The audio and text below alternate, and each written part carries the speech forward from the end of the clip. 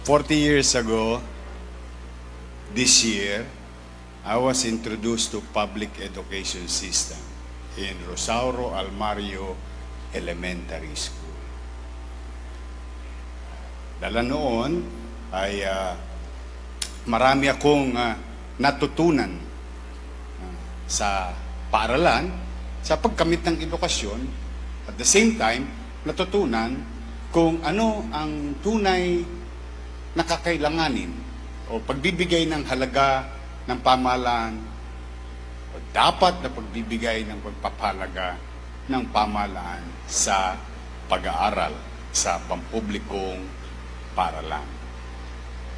Yung mga experience na yon na natutunan ko sa loob ng public education system ay siyang naging tools o mga bagay na ginamit ko noong ako'y na may nabigyan ng pagkakataon para pamunuan ang ating minamahal na kapitolyo ng bansa. I'm a believer of minimum basic needs since day one. And thanks to my teachers,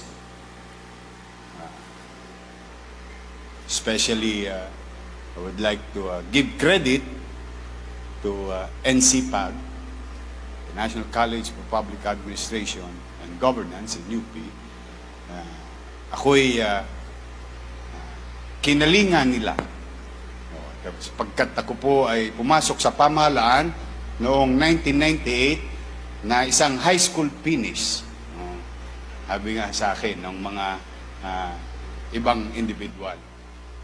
But the thing is, I was fortunate enough to be accommodated, to learn some new ways to be efficient in governance. No? At doon natutunan ko yung kahalagahan ng minimum basic needs. In fact, nung tinuturo yon nung teacher ko, sabi ko, lahat ng tinuturo niya, dinanas ko. Lahat ng mga challenges or what you call social challenges ng individuals ay mga dinanas ko. Tapos ipinakita ng guro, ng aking profesor, yung kahalagahan ng epekto nito sa pagpapataas ng antas ng pamumuhay ni naman, anumang bansa o anumang lahi, na especially tayong mga kababayan natin. So, dahil sa inyo, Happy Teacher's Day, Teachers Month, World Teachers Day, dahil sa inyong mga guro, dahil sa pagpupunyagi ninyo, sa pagtsatsaga ninyo, no? At yung sinasabi nga kanina ni Senator Villanueva, na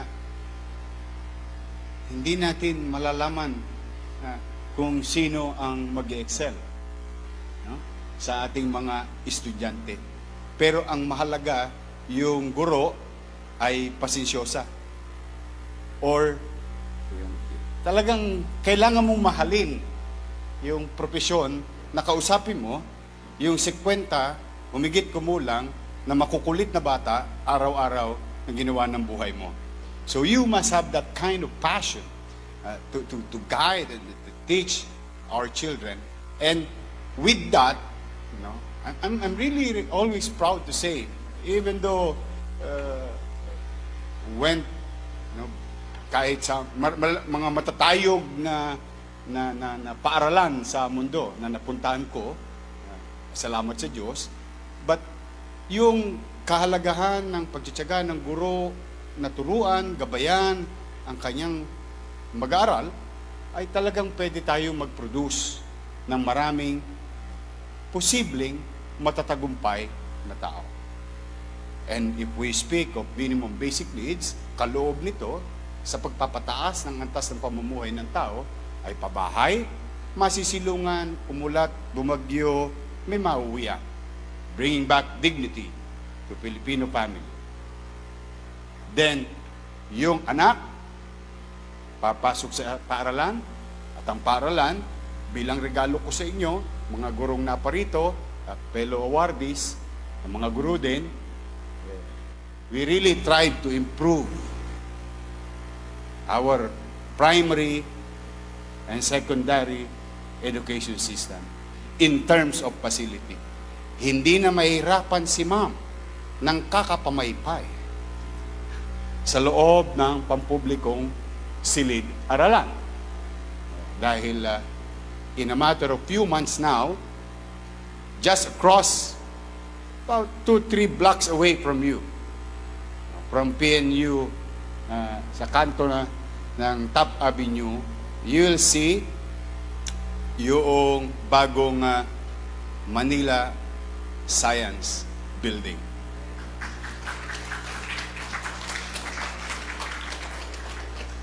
In a few months now, you'll see a 10-story fully air-conditioned with enough needed facility and to create a proper student-teacher ratio sa ating pampublikong paaralan.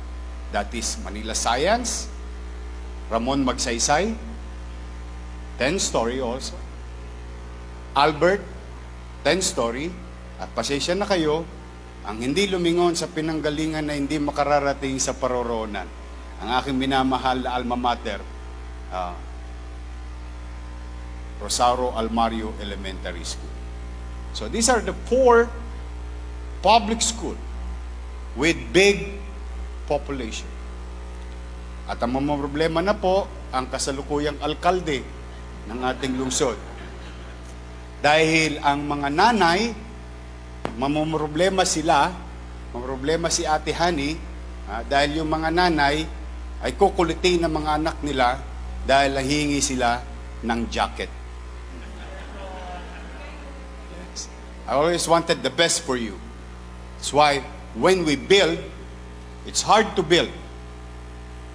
Takes time, so much resources, but we want, when we do those things, we always wanted the best for you. You have the best hospital, the bagong hospital ng Manila, the best school, system in place. Magbubukas na ang Manila Zoo. I think, masasabi ko, kaya natin lumaban sa Singapore Zoo. You can visit Manila Zoo, and then you'll see, and later on, sabihin nyo sa akin. So, housing, education, healthcare, jobs. Jobs. Yun lang. Yung ibang problema, ay problema nyo na yun. Opo. If you address these 3 or 4 basic needs, tingin ko, the probability of a person to be successful is high.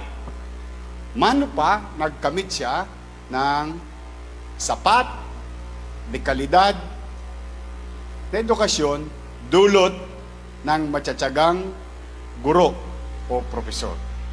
And that's why, 40 years ago, and in front of you today, I would like to thank each and every one of you, PNU, for giving this prestigious award. No? Excited ako. Usually, hindi ko sinasama ang asawa ko. Pero sabi ko sa kanya, Mami, yung PNU, yan ang ugat ng katagumpayan ng pag-aaral ng mga kabataan sa buong Pilipinas. That's why I want you to join, because they've been producing teachers, honing, guiding our next leaders or ating kinabukasan ng ating bayan.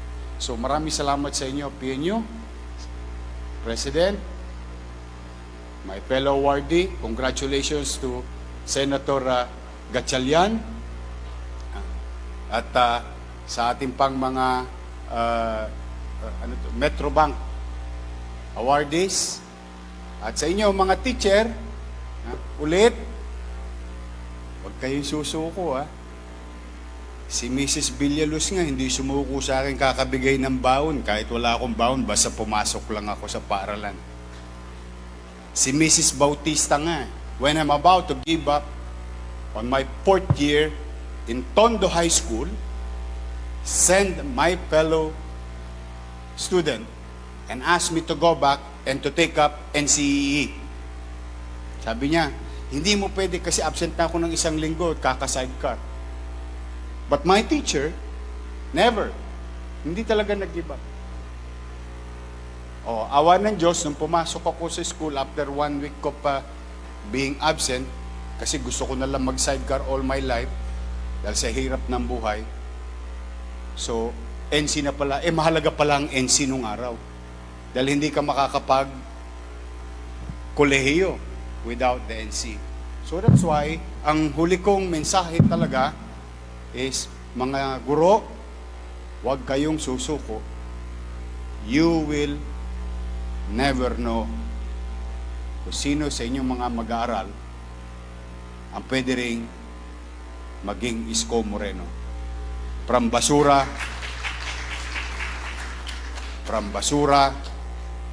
pagiging alkalde ng lungsod ng Maynila. Napaka-imposible. Pero, as like Senator said a while ago, Senator Villanueva, God first. May awa lagi ang Diyos. So muli, maraming salamat sa inyo at buong kababaang loob aking tinatanggap at hindi makalilimutan ang parangal na pinagkaloob nyo kay Citizen Isko.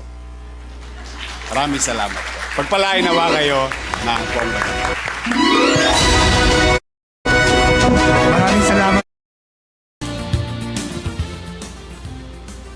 40 years ago,